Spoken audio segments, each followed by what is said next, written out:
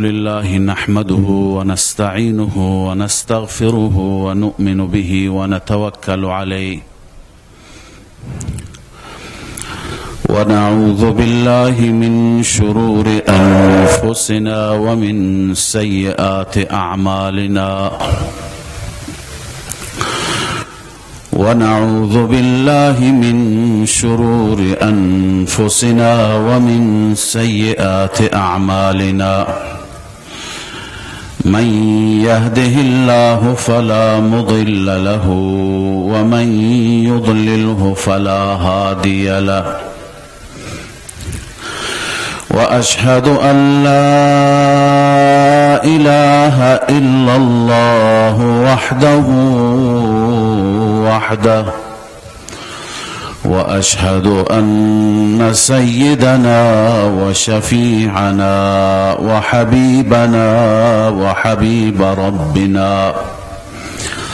وحبيب ربنا ومولانا محمدا عبده ورسوله أرسله الله إلى كافة للناس بالحق بشيرا ونذيرا وداعيا إلى الله بإذنه وسراجا منيرا أما بعد فقد قال الله تبارك وتعالى في كتابه المجيد أعوذ بالله من الشيطان الرجيم بسم الله الرحمن الرحيم ألم تر أن الله أنزل من السماء ماء فأخرجنا به ثمرات مختلفا ألوانها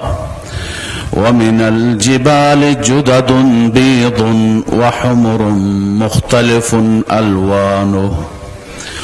مختلف ألوانه وغرابيب سود ومن الناس والدواب والأنعام مختلف ألوانه كذلك إنما يخشى الله من عباده العلماء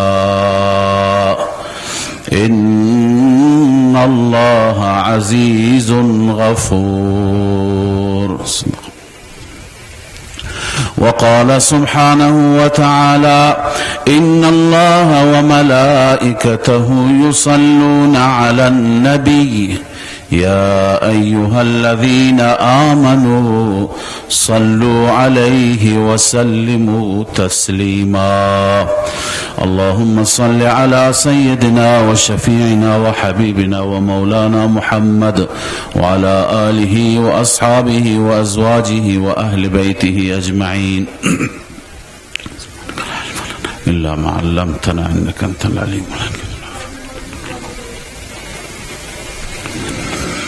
سروران گرامی، حضار ارزشمند،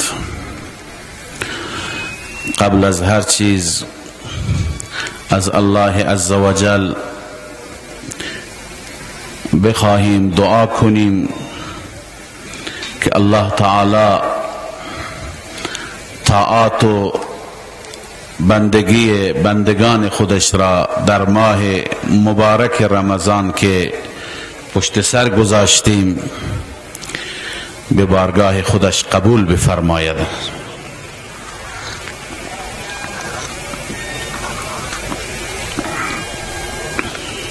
و الله عز وجل توفیق استقامت بر طاعت، استقامت بر عبادت و استقامت بر ترک گناه و معصیت به همه ما عنایت بفرماید. لطف و توفیق بزرگ همینه که انسان بعد از ماه مبارک رمضان استقامت داشته باشد. ماه مبارک رمضان تنها ماه عبادت نیست. اگر انسان خدا را بشناسد آنگونه که حق معرفت است، حق شناخت هست، اون وقت انسان یک ماه و یک موسم را، یک زمان را، یک مکان را به عبادت اختصاص نمی دهد. انسان همیشه با حق خواهد بود و با رب خواهد بود، همیشه طاعت و بندگی را به جا می آورد. لذا بعد از ماه مبارک رمضان فکر کردم که چه موضوعی برای ما مناسب تر هست. به این نتیجه رسیدم که بهترین موضوع معرفت و شناخت خود از الله عزوجل است و میخواستم با زبان الکنم در پرتو آیات الهی مختصری در این رابطه درباره معرفت الله و شناخت الله و اینکه ما خدای عزوجل را آنگونه که صفاتش هست بشناسیم صحبت کنم. دعا بفرمایید که الله تعالی توفیق گفتن صحیح عنایت بفرماید و در دل ما و در ریشه های قلب ما معرفت خودش را جای بدهد. عزیزان، اگر یه انسانی معرفت الله را داشته باشد، نسبت به ربش، نسبت به خالقش شناخت داشته باشد، این انسان بالاترین علم را حاصل کرده. میگویند رأس العلم معرفت الله، در رأس همه علوم معرفت و شناخت الله عزوجل هست. اگر انسانی نسبت به موجودات عالم، نسبت به خواصی که در این دنیا هست، نسبت به مادیات علم داشته باشد، نسبت به حیوانات علم داشته باشد، نسبت به زمین و آسمان دانش و معرفت و شناخت داشته باشد، تخصص داشته باشد، حتی خواص گیاهان را میداند، خواص میوه ها را میداند، خواص خوراکی ها را میداند، نسبت به همه امور مادی علم دارد، شناخت دارد، اما نسبت به رب سبحانه و تعالی شناخت ندارد، این انسان عالم گفته نمیشه. گرچه در تعبیر ما، در اصطلاح ما بهش شاید مهندس بگویند، دکتر بگویند، پروفسور و دانشمند بگویند، اما از نگاه قرآن مجید این عالم نیست. الله عزوجل در این آیه‌ای که تلاوت کردم، در این آیه ابتدا خودش را معرفی می فرماید و بسیاری از مواردی که به وسیله اون ما رب را می شناسیم اونها را مشخص می فرماید. الم تر ان الله انزل من السماء ماء. الله تعالی برای معرفت خودش، برای معرفی خودش و برای شناخت خودش استدلال از کائنات ذکر می کند، از آسمان و زمین، از آب و گل و گیاه، از کوها و دشت و دمن، از همه الله تعالی دلائل ذکر می کند که اگر فرصت باشه انشاءالله درباره آیه هم می پردازیم. در آخر می فرماید انما یخشى الله من عباده العلماء. علما کسانی را معرفی می کند که از این آیات، از این دلائل بر وجود الله عزوجل استدلال میگیرند و الله را خوب میشناسند.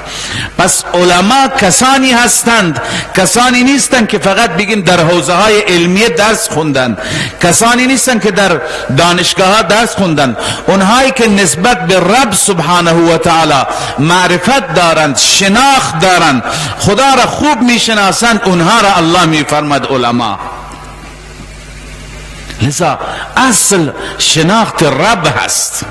اگر ما به مکتب نرفتیم، ما به حوزه علمی نرفتیم، درس نخوندیم، اما از دلایلی که الله عزوجل بیان می‌فرماید، از این دلایل ربمون را شناختیم و معرفتش را داشتیم، اون وقت این فضیلت علم نصیب ما شده انشاءالله. ما عالم هستیم. اصل شناخت است، اصل معرفت است که انسان خدایش را بشناسد. و برای معرفی کردن الله عزوجل داها طریق در قرآن مجید بیان فرموده. چندین روش هستند در قرآن که الله تعالی خودش را معرفی می کند، اما خلاصش اینه که الله تعالی بعضی از نشانات و بعضی از آثار که در وجود خود انسان هستند و بعضی از آثار که در عالم هستند خارج از وجود انسان هستند، اینها را الله تعالی معرفی می فرماید و می فرماید که از اینها مرا بشناسید. در چندین آیه الله تعالی دلایلی که به خود ما برمیگردد که در اصطلاح مفسرین میگن دلایل انفسی، از نفس ما، از وجود ما، از درون ما، الله دلائل ذکر می فرماید. خلقكم من نطفة ثم من علقة ثم من مضغة. الله تعالی مرحله تکمیل انسان را در چه زمانی؟ در 1400 سال پیش بر رسول الله صلی الله علیه وسلم وحی کردن. اون زمان که کسی نمی فهمید یعنی چه. امروز شاید امکاناتی هست، دستگاهایی هست و آلات جدیدی هست که انسان میتواند مطالعه بکند وجود یک انسان را و تکمیل یک جنین را. اما اون زمان الله تعالی می فرماید که ابتدای انسان در درون به صورت نطفه بود، بعدا علقه شد، بس لخت خون شد، بعدا تکه گوشت شد، بعدا خداوند استخوان را اضافه کرد، بعدا گوشت بر آن اضافه کرد، الله بهش حیات داد، روح داد و الله تعالی او را به زمین آورد. و بعد بقیه نعمتهایی که در درون انسان هست بعد از پیدایش، بعد از خلقت. و بعضی از دلائل آفاقی هستند، یعنی خارج از وجود انسان، در آفاق هستند، در زمین و آسمان هستند که قرآن بار بار به این دلائل ما را دعوت می دهد ولی ما کمتر توجه می کنیم. لذا انسان باید بداند که این نظام چه نظام منظمی هست. این خود به خود به وجود نیامده. شما ببینید که خورشید با چه نظم خاصی یک لحظه، یک ثانیه از اون ساعتش پس و پیش نمیشه. در اون لحظه که بناس طلوع بکند در همون لحظه طلوع میکند، در لحظه که بناس غروب بکند یک ثانیه جلو عقب نمیشه. ماه را ببینید، بقیه ستارگان را ببینید، آسمان را، زمین را و دیگه خواصی که در زمین و آسمان هستند، اینها به صورت طبیعی به وجود آمدن خود به خود. اونطوری که بعضی میگویند، معروف است در کتابها داستانی نوشته که در زمان خلیفه مأمون که امام ابو حنیفه رحمه الله هم در همون زمان بود، یک دهری به اصطلاح کمونیست آمد و گفت که بزرگترین عالمتون را بیارید معرفی بکنید، با من مباحثه بکند، با من بحث بکند. همه به فکر ابو حنیفه رحمه الله افتادند. بزرگترین عالم اون زمان امام ابو حنیفه بود. خلیفه مهدی فرستاد کسی را دنبال امام ابو حنیفه که بیاد با این کسی که منکر وجود خداست، خدا را قبول نداره، باش بحث بکند. امام ابو حنیفه گفت شما برید من دارم میام. اما امام ابو حنیفه تأخیر کرد. 1 ساعت گذشت، 2 ساعت گذشت، چند ساعت گذشت. خلیفه هم مقداری نگران شد که امام ابو حنیفه از چه چیزی ترسید که نیامد. اما با تأخیر زیاد امام ابو حنیفه آمد و گفت ببخشید خلیفه که من تأخیر کردم، من آمدم کنار دجله که سوار کشتی بشم، نه ملاحی وجود داشت نه کشتی، پریشان شدم که با چی بیام، تا اینکه دیدم که از وسط دریا و از میان موجهای آبها خود به خود چند تا تخته آمد بیرون و این تخته ها آمدند با هم مرکب شدن، خود به خود بر اینها میخ کوبیده شد، آهن زده شد و اینها تبدیل به یک کشتی شدن و آمد جلوی من، نه ملاحی بود نه کشتیرانی بود، منم سوار شدم، مرا آوردند. اون کمونیست گفت که عجب این عالمشون فکرش تا این اندازه است. گفت که من شنیده بودم که شما امام اینها هستید، شما بزرگترین دانشمند اینها هستید، ولی نمیدونستم فکر شما اینقدر بچگانه هست. کی اینو باور میکنه که خود به خود از میان دریا تخته های بیاد بیرون و تخته ها تبدیل به کشتی بشه و کشتی میخ و آهن بر اونها ترکیب بشه و یک کشتی درست بشه و شما سوار بشید بدون ملا، بدون ناخدا، بدون کشتیران و شما اینجا برسید؟ کی اینو باور میکنه؟ امام ابو حنیفه رحمه الله فرمود وقتی که یک کشتی، یک قایق کوچکی خود به خود به وجود نمیاد، خود به خود درست نمیشه، این زمین، این آسمان با این وسعت، این نظام شمسی، خورشید، ماه، ستاره ها، این نظام منظم خود به خود چطور به وجود آمده؟ آیا ممکن است که اینها خود به خود به وجود بیاد؟ اگر اون یکی ممکن است پس این هم ممکن است. اینجا بود که اون دهری در همین اولین مثال امام ابو حنیفه رحمه الله لاجواب شد. منظور اینه که الله عزوجل این همه کائنات را پیدا کرده، این همه مخلوقات را الله به وجود آورده و در واقع نیاز به دلیل هم نیست. الله عزوجل در هر قلب سلیمی معرفت خودش را گذاشته، در هر فطرت سلیمی وجود دارد معرفت رب سبحانه و تعالی. الله در قرآن مجید هم دلائل فلسفیانه و دلائل منطقی که فقط اهل علم و کسانی که ظرافت ها را میدانند بفهمند بیان نکرده. الله تعالی دلائل بیان کرده که جز مشاهدات ما هستند، جز عینیات ما هستند، با چشم میبینیم. الله اونها را به عنوان معرفت خودش بیان کرده.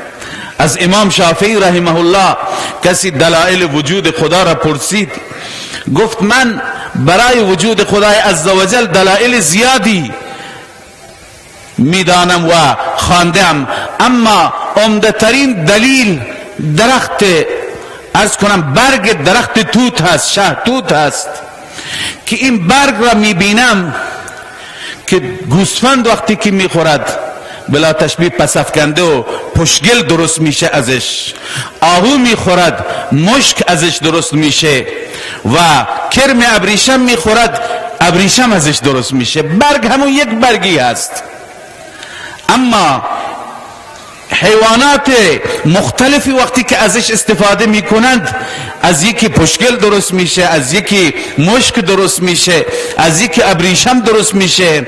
از اینجا میدونم که این طبیعی نیست، این خود به خود نیست. اگر خود به خود و طبیعی بود یه چیز درست میشد. هر جای میبینم یه چیزی درست میشه. من از اینجا موندم، به این نتیجه رسیدم که پشت پرده یک ذاتی هست، صانع، فاعل، انجام دهنده، که اون فعال لما یرید، هر چی که بخواهد اون انجام میدهد. لذا عزیزان شناخت خدای عزوجل بسیار لازم هست، بسیار ضروری هست و الله عزوجل برای شناخت و معرفت خودش دلائلی که ما با چشم سر مشاهده میکنیم، نه زیاد دلائلی که ما نفهمیم، ما متوجه نشیم، منطقی و فلسفی باشند، تو اونها باریکی ها و ظرافت ها باشد که از فهم ما بالاتر باشد، چنان دلائلی الله تعالی بیان نکرده. الله عزوجل دلائلی که همه ما مشاهده میکنیم. امام احمد ابن حنبل رحمه الله را پرسیدند که مسلمانی چیست؟ گفت مسلمانی اینه که انسان به وحدانیت الله عزوجل ایمان و باور داشته باشه. گفتند که خب دلیلش چیه؟ کسی بود که فرد عامی بود، امام احمد که دریای علمی بود، گفت که من این را چطور با دلائل بفهمانم؟ لذا امام احمد هم به فکر دلائل قرآنی افتاد، چون دلائل قرآنی برای عموم مردم قابل فهم هستند. امام احمد رحمه الله فرمود که من دلیلم یک محله هست که این محله مثل ماه هست، محله از جنس ماه، که این محله کاملا مسدود هست، پوشیده و سربسته هست، هیچ چیزی در داخل این محله نفوذ نمی کند و یک کوچکترین سوراخ و منفذی هم ندارد که کسی در درون اون محله بره.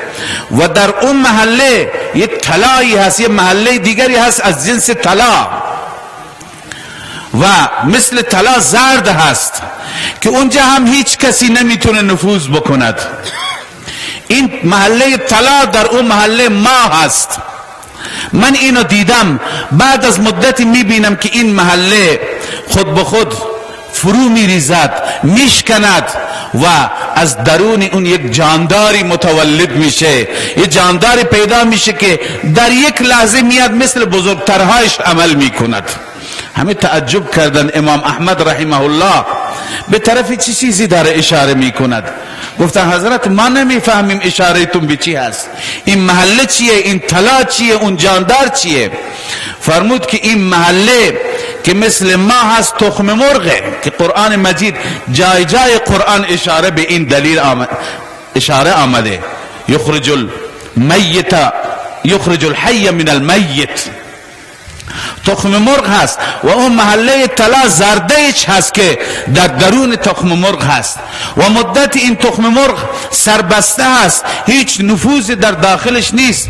اون جوجه‌ای که اونجا متولد میشه کسی نیست که در داخل بره به او آموزش بده که وقتی که پا به دنیا گذاشت چیکار بکند.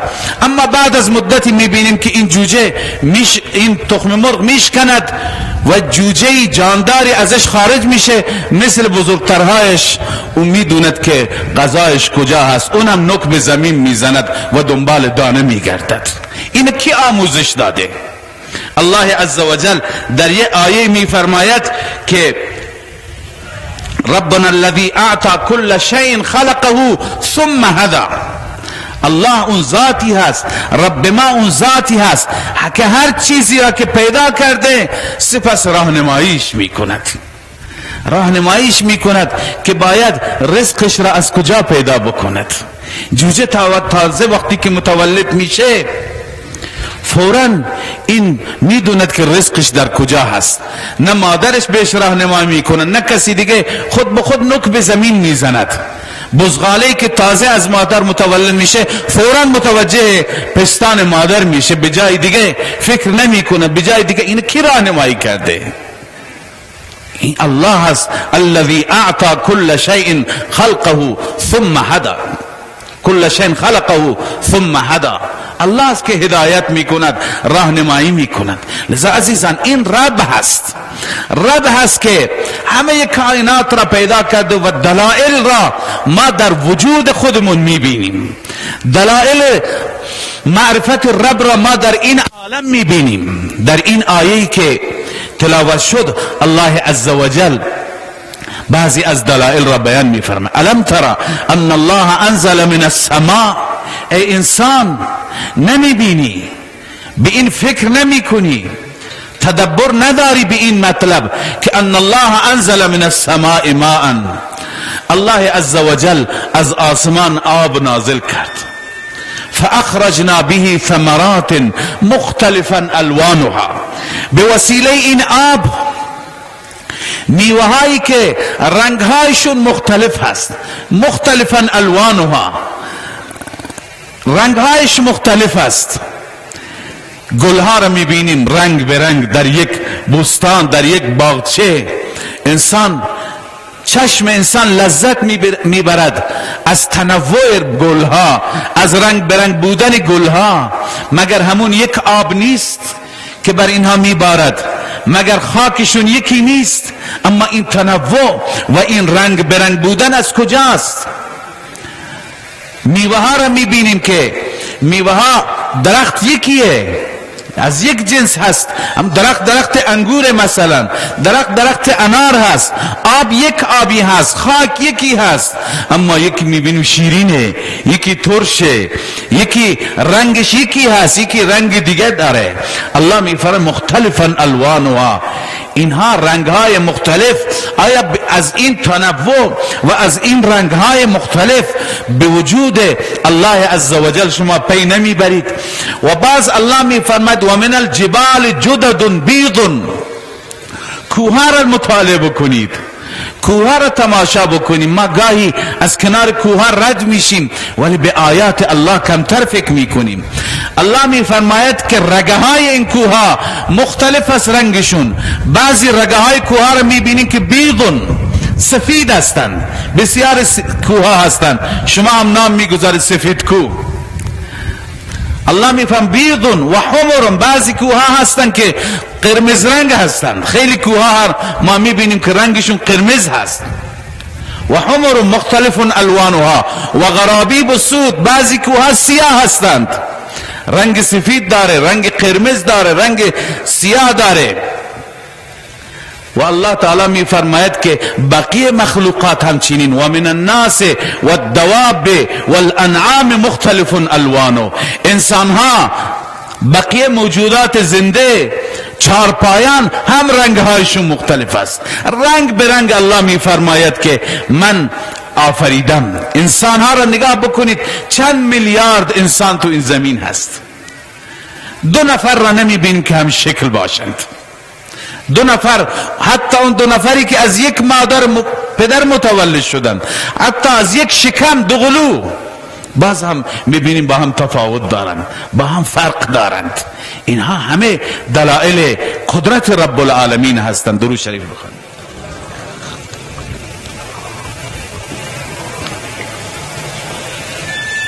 لذا الله میفرماید مختلف الوانه، رنگ هایشون مختلف هست. حیوانات را ببینید، حیوانات زیبا داریم، حیوانات بدشکل داریم. همچنین بقیه موجودات، پرنده ها، بعضی پرنده ها را انسان میبیند فکر میکنه اصلا چنان زیبایی دارند، انسان فکر میکنه اینا نقاشی شده هستند. سبحان الله، اینا تمام در واقع مخلوقات الله هستند که الله تعالی به شکلهای زیبایی آفریده که من و شما از اینها شناخت حاصل کنیم. الله تعالی بعد از این همه تنوع رنگ ها که در کوه ها هست، در میوه ها هست، در گل ها هست، در انسان ها هست، در بقیه موجودات هست، آخر الله می فرماید انما یخشى الله من عباده العلماء. جمله مقصود اینجاست عزیزان. اولا علماء کسانی را الله اینجا معرفی کرده که بعد از این دلایل شناخت و معرفت رب دارند. اونهایی که رب را میشناسند، اونهایی که رب را تشخیص میدهند از میان مخلوقات الله عزوجل. الله میفرماید اونها در واقع از الله میترسند. اصل خشیت است. وقتی که انسان رب را میشناسد از رب باید بترسد و خشیت رب در وجودش باشد. انسان را الله تعالی مختلف آفریده.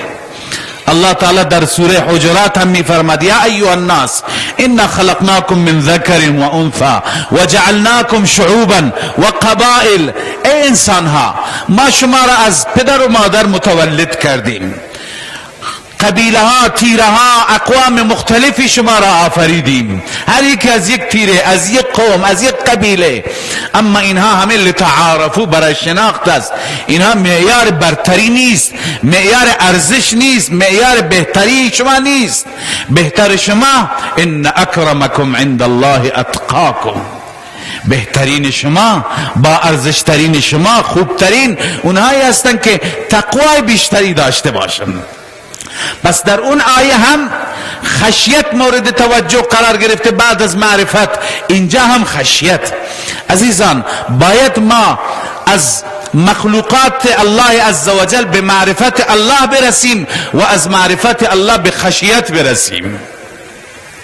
و انسان از اینجا باید خدا را بشناسد. ببینید خدای عزوجل بهترین مخلوقی که خدا درست کرده و قوی ترین مخلوق، با ارادت ترین مخلوق و عاقل ترین مخلوق انسان هست. ولقد کرمنا بنی آدم و حملناهم فی البر والبحر. الله می فرمان ما بنی آدم را فضیلت دادیم، اکرام کردیم، عزت بخشیدیم و بر بر و بحر او را حاکم قرار دادیم. بر بر و بحر حکومت می کند و بر و بحر در اختیار این انسان هستند. اما این انسان از خودش هیچ اراده ای ندارد. من میگم گاهی ما از همین اراده های خودمون باید خدایمون را بشناسیم که ما چقدر ناتوانیم. هر چی که میخواهیم نمیشه. یکی را الله عزوجل اولاد نداده، هر چی هزینه میکند، هر چی پیش دکترها میرود، هر چی که پیش ملاها میرود، میبینیم به اولاد و به این آرزویش نمیرسد، به این تمناش نمیرسد. یکی دیگر از الله عزوجل اولاد داده، راه جلوگیری را پیش میکند، باز هم خدا بهش اولاد میده. چند وقت پیش در اخبار آمده بود که زوج تهرانی جلوگیری کرده بودند 10 سال که فرزند داشته نباشند. بعد از 10 سال میخواستن یه فرزندی داشته باشند و جلوگیری نکردند. خدای عزوجل 5 قلو بهشون داد. یک بار 5 قلو که این مال این 10 سال بود که اونا به زعم خودشون جلوش را گرفته بودند. لذا گاهی انسان اراده می کند که اولاد داشته نباشد، الله بهش میده. گاهی میخواد داشته باشد، الله بهش نمیده.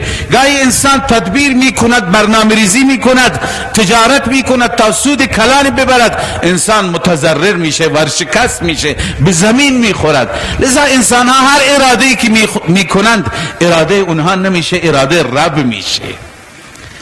عزیزان معلوم میشه که اون چی که ما بخواهیم نمیشه. و ما تشاؤون الا ان یشاء الله رب العالمین. هر چی که مشیت رب العالمین باشه، هر چی که الله بخواهد اون میشه. لذا انسان وقتی که با این دلائل، با اون چی که جلوی پیش خودش هست، جلوی پای خودش هست، جلوی چشم خودش هست، انسان وقتی که فکر بکند و رب خودش را بشناسد، معرفت رب سبحانه و تعالی حاصل بشه، انسانی که رب را بشناسد اون وقت باید از رب خشیت داشته باشد، از رب بترسد.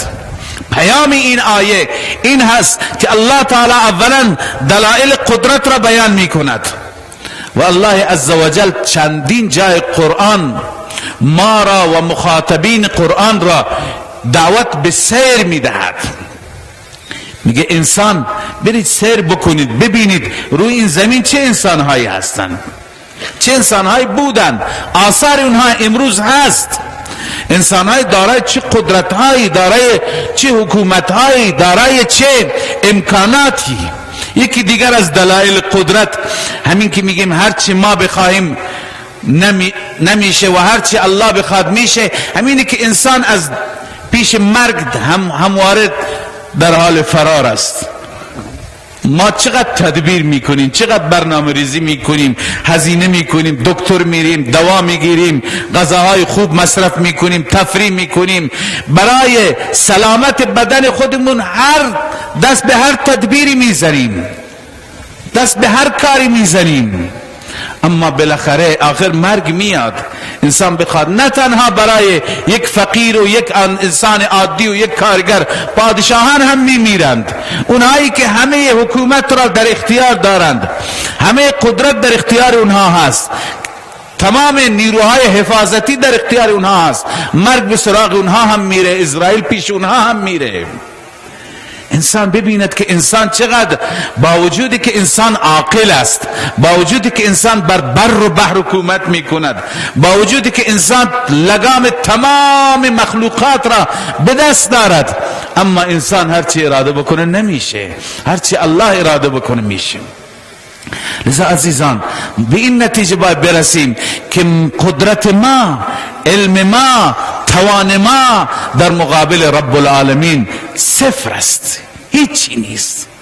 بنابراین باید از این آیات، از این دلائل و بزرگترین دلائل همونطور که عرض کردم عقل سلیم و قلب سلیم، باید ربمون را بشناسیم. و فقط شناخت و معرفت کافی نیست. معرفت اونه که انسان بعد از این که به عظمت و به وجود رب العالمین پی برد، انسان در مقابل رب العالمین تسلیم بشه، انسان همه تن فرمانش را، دستوراتش را به جا بیاورد. نه تنها در ماه مبارک رمضان، رب همیشه هست. کل من علیها فان و یبقى وجه ربک ذو الجلال والاکرام. رب سبحانه و تعالی همیشه بوده و همیشه خواهد بود. لذا باید در همه آن، در همه لحظات از رب فرمان ببریم، رب سبحانه و تعالی را اطاعت بکنیم. موفقیت ما و سربلندی دنیا و آخرت ما در این هست که ما بندگان رب باشیم. از اول تا آخر الله عز و جل در قرآن همین از ما خواسته که شما بندگان خدا باشید و شما خدا را عبادت کنید. یا ایها الناس اعبدوا ربکم الذی خلقکم والذین من قبلکم. الله دلائل را در سوره بقره ردیف می کند. برای چی؟ نتیجه اینه که اعبدوا ربکم، عابد پروردگار باشید، رب را عبادت کنید. عزیزان حاصل و خلاصه اینه که تا مادامی که ما هستیم و رب را داریم باید عابد باشیم، عبادت گزار باشیم.